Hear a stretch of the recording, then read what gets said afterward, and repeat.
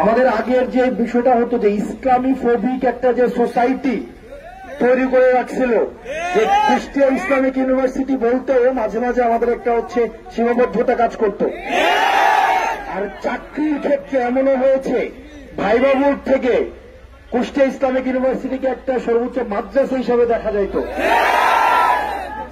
আমরা নাহিদ সবই বলেছে, আমি সর্বশেষ একটা কথাই বলবো, আপনারা এখানে যারা আছে আপনারা সবাই শিক্ষিত মানুষ, আপনারা সবাই শিক্ষিত মানুষ, বিশ্ববিদ্যালয়ে পড়ুয়া, আপনারা অনেক শিক্ষার্থীকে পিছনে ফেলে আজকে আপনারা হচ্ছেন কুষ্টিয়া ইসলামিক ইউনিভার্সিটিতে পড়ছেন।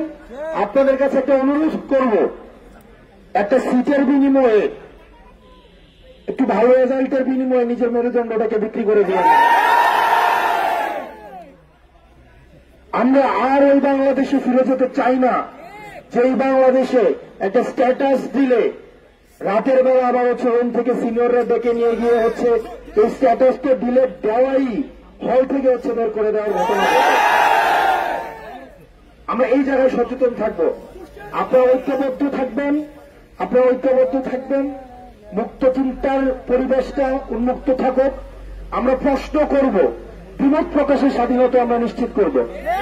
সবাই আমার সাথে একমত হবে, এটা কোনো মুখ্য না। এই যে আমরা এখানে অনেক মানুষ আছি, আপনারা অনেক জায়গায় দেখেন আমি অনেক জোরে জোরে কথা বলি, এরে হুমকি দেই, এরে ধমকি দেই, এটা আপনারা দেখেন। আপনারা আরেকটা চেহারা অনেকেই চিনেন যে ক্লাসের মধ্যে আমরা কতটা ইন্টারেক্টিভ ভাবে আমরা ক্লাসে কথা বলি। আমার কাছে মনে হচ্ছে আমি আবার ক্লাসে এসছি। এই যে দেখেন আপনারা যে এখানে আছেন, অনেকে টুপি পরে আছে, অনেকে হিসাব আছে, অনেকের হিসাব নাই, অনেকের মেকআপ আছে, অনেকের মেকআপ নাই, অনেকের দাড়ি আছে, অনেকের দাড়ি নাই, অনেক মুরগি পছন্দ করে, অনেক মাছ পছন্দ করে। এইটাই ডাইভার্সিটি। আমাদের সোসাইটিতে সবগুলো এলিমেন্টস নিয়ে আমাদের সোসাইটি গড়ে ওঠে।